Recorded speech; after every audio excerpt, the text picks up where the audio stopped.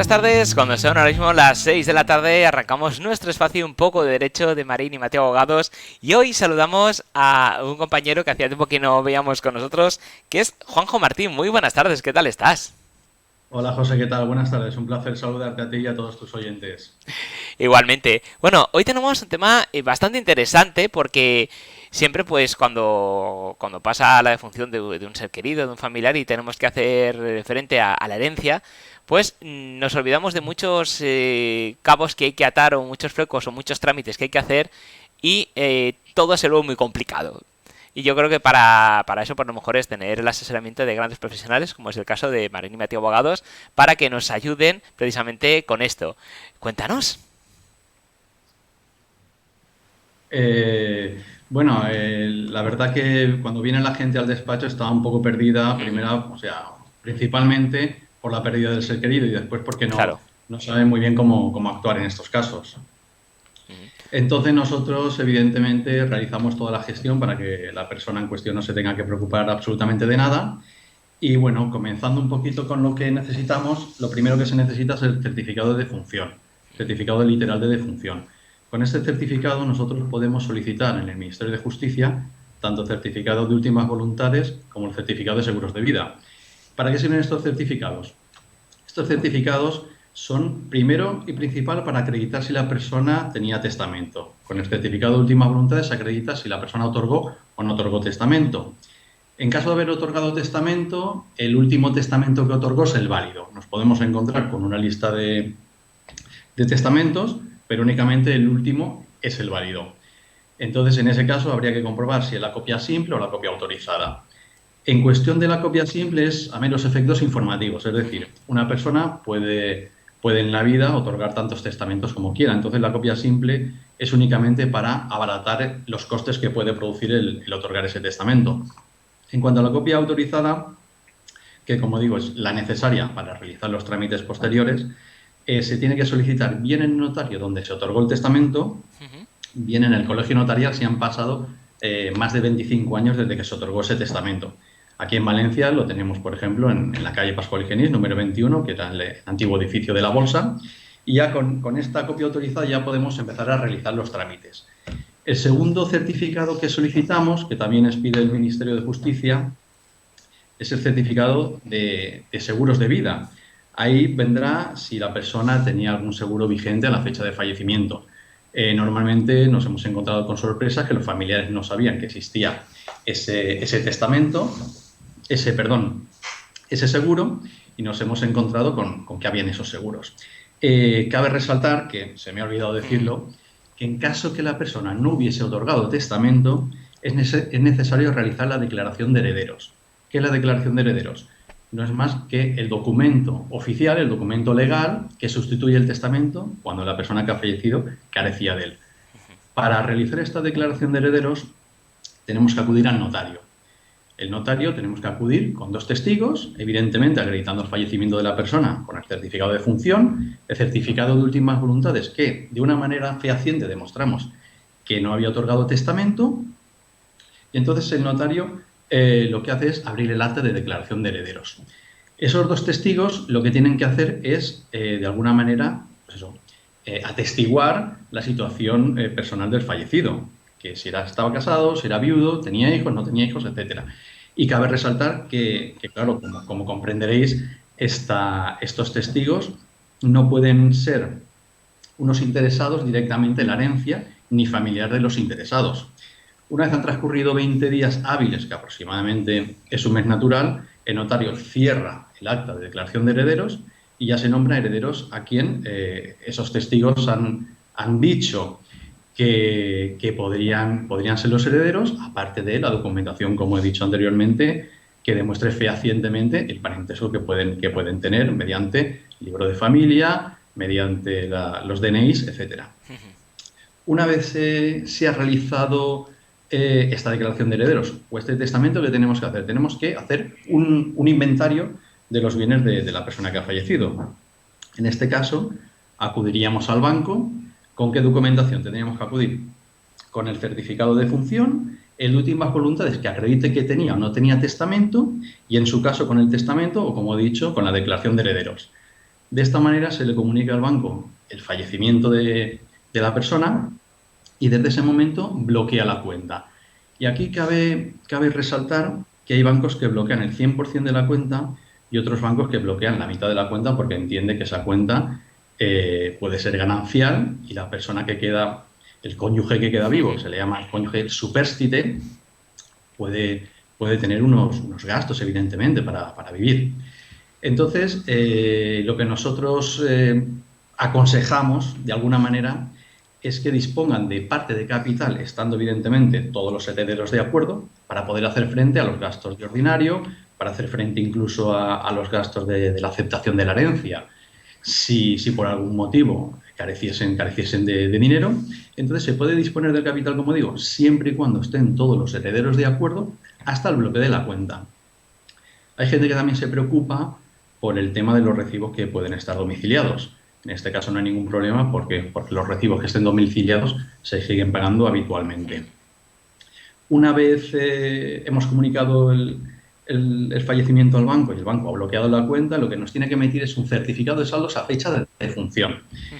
Y aquí, pues eso, vuelvo a decir que se puede disponer del capital hasta el bloqueo de la cuenta. ¿Por qué? Porque el banco emite el certificado a fecha de defunción, independientemente del saldo que hubiese posteriormente. Es a fecha de defunción. Una vez el banco ha bloqueado la cuenta, pues nada, te emite el certificado, que es ese certificado, ese saldo que indica el banco, tanto el activo como el pasivo, porque puede tener algún tipo de deuda, porque claro, cabe recordar que se hereda todo. Se hereda tanto el activo como el pasivo. Esto es importante recordarlo porque hay gente que únicamente se acuerda del activo, pero no se acuerda del pasivo. Puede tener algún tipo de préstamo, algún tipo incluso de aval, que los avales también se heredan, etcétera. Una vez se ha bloqueado la cuenta, ¿cómo se desbloquea la cuenta? Se desbloquea la cuenta aportando una documentación. La documentación es la aceptación de la herencia, que posteriormente hablaré, bien puede ser en escritura pública o en documento privado, y el impuesto de sucesiones liquidado. ¿Y por qué le interesa al banco que nosotros aportemos ese documento, ese impuesto de sucesión liquidado? Porque el banco es responsable subsidiario si los sujetos pasivos, los herederos en este caso, los obligados a la tributación, no lo han liquidado. Posteriormente también hablaré de los impuestos, pero bueno, en la Comunidad Valenciana hay unas excepciones, unas bonificaciones bastante importantes si se es ascendientes, descendientes, cónyuge, pareja de hecho, adoptados, adoptantes del causante. El causante es la persona que ha fallecido por la causa que se abre la sucesión. Bueno, una vez ya tenemos el certificado de saldos, ¿qué hay que hacer? Tenemos que valorar los bienes, tanto muebles como inmuebles. Puede ser un coche, que también la gente muchas veces se olvida, un automóvil, una motocicleta, etcétera, y los inmuebles. En este caso es importante resaltar el valor que se tiene que adjudicar a los inmuebles en la herencia. ¿Por qué? Porque el valor lo adjudican los propios herederos en la aceptación de la herencia. Y aquí es muy bueno recordar que hay que diferenciar si el inmueble va destinado a la venta o no va destinado a la venta. En caso que el inmueble vaya destinado a la venta, pues lo que nosotros aconsejamos es poner el valor de mercado, incluso levemente superior. ¿Para qué? Para que en el momento de la venta no haya una ganancia patrimonial. ¿Por qué? Porque esta ganancia patrimonial tributa hasta un 20% en la renta. Es decir, el ejemplo es bien sencillo. Si nosotros pensamos que un inmueble vale 100 y estamos dentro del baremo para no tener que pagar en el impuesto de sucesiones, lo podemos poner incluso a 120. ¿Por qué? Porque si se vende por 110 no tendremos una ganancia patrimonial, José. En cambio, si se vende por 130, vamos a tener una ganancia patrimonial de 10.000 euros y, como he dicho anteriormente, tributa un 20%, con lo cual tendremos que tributar 2.000 euros por esa venta, cuando realmente no lo podemos ahorrar siempre y cuando estemos en el abanico de no pagar por el impuesto de sucesiones, que tampoco estamos haciendo ningún ilícito, ni muchísimo menos. Si el inmueble no va destinado a la venta, se puede poner el valor mínimo fiscal de ese inmueble. ¿Qué es el valor mínimo fiscal? Es lo que estima Hacienda que vale ese inmueble. ¿Cómo se calcula el valor mínimo fiscal? Bueno, hay una página web en la cual nosotros ponemos una serie de datos del inmueble junto con el valor catastral y ahí nos indica lo que vale ese inmueble. ¿Por qué se tiene que escriturar siempre por encima del valor mínimo fiscal? Porque quizás alguno de nosotros, alguno de tus oyentes, Ujú. ha podido escuchar o conoce de algún caso de una persona que ha comprado un inmueble y lo que ha hecho ha sido, lo que le han hecho ha sido una comprobación de valores. La comprobación de valores esta, ¿por qué ha sido? Ha sido porque a lo mejor la persona la ha vendido por 100, Hacienda, o la ha comprado, mejor dicho, por 100, Hacienda estima que vale 120, entonces tiene que tributar por esos 20.000 que no ha tributado.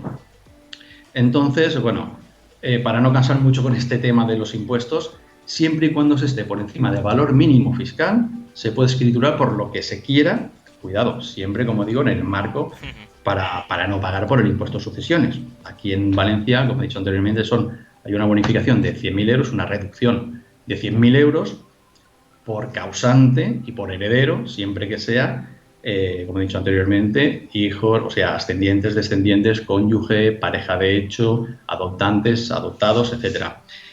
Para que veas tú lo que cambian las tornas, en caso de ser, por ejemplo, sobrinos, esta reducción únicamente sería de 7.993 con algo, vamos, 7.995 euros. Una vez ya tenemos claro el impuesto de sucesiones, que el impuesto de sucesiones se liquida, en este caso en la Consellería de Hacienda, el impuesto de sucesiones se liquida donde el causante tenía su último domicilio. Pasamos al impuesto de plusvalía. El impuesto de plusvalía se liquida en los ayuntamientos del municipio donde esté situado el inmueble. En este caso, cabe resaltar que en Valencia, si no digo que es barato, por lo menos es asequible comparado con otras poblaciones como pueden ser Paterna o Bétera o Liria o La Liana. Ahí es mucho más caro. ¿Y cómo se calcula el impuesto de plusvalía? El impuesto de plusvalía se calcula, vamos a ver, en el recibo de IBI viene el valor catastral y el valor catastral se divide entre el valor del suelo y el valor de la construcción. En este caso, bueno, anteriormente, para calcular el valor mínimo fiscal cogíamos el valor catastral, es decir, el valor en su conjunto. Sin embargo, en este caso únicamente cogemos el valor del suelo. El valor del suelo se multiplica por los años que se ha tenido en propiedad ese inmueble con un máximo de 20, es decir, si se tiene 20 únicamente, o sea, perdón, si se tiene 25 años, si se ha tenido en propiedad 25 años, únicamente se cogen esos 20 años. Y se multiplica por unos porcentajes que marca el municipio. Como digo, aquí en Valencia nosotros lo calculamos rápidamente, pero claro, date cuenta que en cada municipio liquidan un impuesto diferente. Entonces lo que nosotros hacemos es, bien nos ponemos en contacto con el municipio en cuestión a ver si liquidan, porque también hay veces que nos encontramos sorpresas que no liquidan ese impuesto. Pero bueno, nos ponemos en contacto con el municipio en cuestión, a ver si liquidan el impuesto y a ver si bien le mandamos una carta indicándoles que a su vez emitan la carta de pago al domicilio de los sujetos pasivos, o bien nos indican dónde está la ordenanza para nosotros poder calcularlo e indicárselo al cliente. Una vez ya tenemos, como he dicho, el banco, los inmuebles, los impuestos, bueno, pues ahora vamos a hablar de la aceptación de la herencia. ¿Cómo se puede aceptar la herencia? La herencia se puede aceptar bien en escritura pública, bien en documento privado. Cada uno tiene sus pros y sus contras. Hablaré primero de la escritura pública. La escritura pública se realiza ante notario y es lo que comúnmente conocemos que existe, pues eso, la carpeta que vamos al notario, que firmamos, que nos da la carpeta, muy bonito todo. Y esto se hace en diversos casos. El caso más evidente o el caso más claro es cuando se quiere vender un inmueble. Pero cuidado, no siempre que se quiera vender un inmueble. Ahora explicaré por qué digo esta pequeña apreciación. Cuando hay varios herederos y se quiere vender un inmueble, se tiene que hacer en escritura pública. ¿Por qué? Porque únicamente la escritura pública tiene acceso al registro de la propiedad, con una salvedad que posteriormente diré. Entonces, de esta manera, los herederos pueden inscribir el inmueble a nombre de cada uno para poder realizar esa venta del inmueble. Con la escritura pública, evidentemente, se acepta la herencia, se inscriben los inmuebles en el registro de la propiedad, se liquidan los impuestos, se hace la alteración catastral, en fin, se puede realizar todos los trámites, evidentemente, que requiere la aceptación de una herencia. Y en cuanto al documento público, el documento privado es un documento que realizamos aquí en el despacho, donde básicamente Dice lo mismo que dice una escritura pública, lo único que no tiene la firma del notario y el sello notarial, evidentemente. Pero este documento nosotros lo aconsejamos cuando no se quiere vender un inmueble, dado que no tiene por qué acceder al registro de la propiedad. Es decir, allá nos estamos haciendo un ahorro importante en cuestión de notario y en cuestión de inscribir un inmueble en el registro de la propiedad, que inscribir un inmueble puede estar entre los 250 a 350 euros. Necesario, evidentemente, si se va a vender. Pero bueno, con este documento privado, como te digo, José, se puede aceptar la herencia, se puede repartir la herencia en la parte proporcional que corresponda a cada heredero, se puede liquidar los impuestos, se puede incluso hacer la alteración catastral. Lo único que no tiene acceso es al registro de la propiedad, excepto si es heredero único. Si es heredero único, este documento sí que tiene acceso al registro de la propiedad, con la salvedad que hay que acudir al notario para lo que se llama legitimar la firma, que únicamente son 15 euros. Aproximadamente pueden ser 15 euros. El notario ve que la persona que está recibiendo esos bienes, que está recibiendo esa herencia, es realmente el que firma y automáticamente da fe que es así, y con ese documento privado ya se puede ir al registro de la propiedad.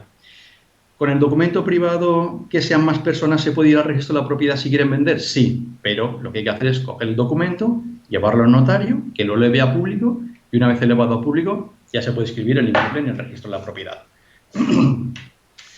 ¿Cuándo aconsejamos también que sea en documento privado? En documento privado es importante recordar esto porque el cliente puede tener un ahorro importante, vamos. Se puede realizar mediante documento privado cuando es el ejemplo que queden 2 hijos y un viudo o una viuda. En ese caso se puede hacer mediante documento privado porque cuando fallezca la persona que ahora ha quedado viva, el viudo o la viuda, entonces sí que se tendrá que acudir al registro de la propiedad para poner los inmuebles a nombre de cada uno de los hijos para poderlo vender. Entonces ahí nos estamos ahorrando un dinero. ¿Por qué? Porque no tenemos que ir 2 veces al notario. En el documento privado estamos pagando los gastos de gestión y los gastos de impuestos, que eso es evidentemente, da igual que sea documento privado que sea escritura pública. Los impuestos son exactamente los mismos.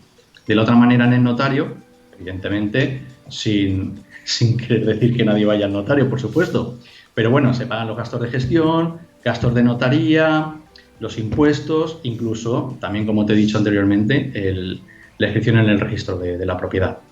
Y bueno, básicamente, José, estos son los pasos que hay que realizar para aceptar una herencia.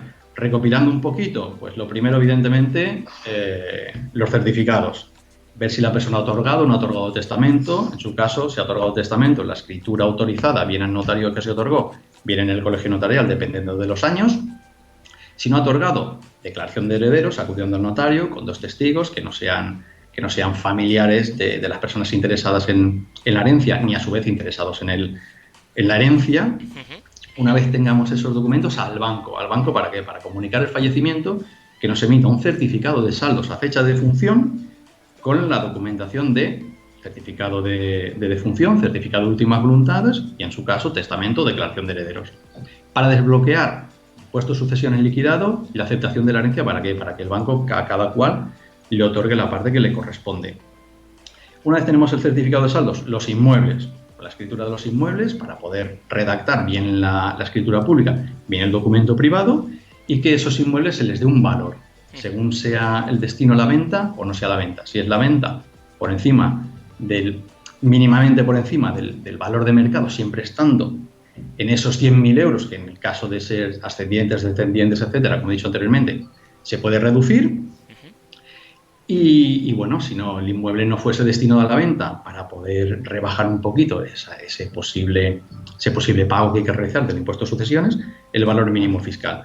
Una vez ya se tiene todo inventariado, es cuando viene en escritura pública, viene en documento privado, se acepta la herencia y bueno, ya se presenta en los registros, se liquidan. Cuando se acepta la herencia, evidentemente, es cuando se liquidan los impuestos, porque es cuando se conoce lo que corresponde a cada uno de los herederos. Y bueno, básicamente estos son los pasos que hay que realizar, que espero, aunque es un poco enrevesado, espero haberme explicado bien, José. Sí, es perfectamente. Y bueno, lo que está claro es que estamos viendo que son muchos pasos, muchos Ujú. papeleos, por así decirlo, y lo mejor para no volverse loco a la hora de realizarlos es acudir a grandes profesionales como hemos comentado.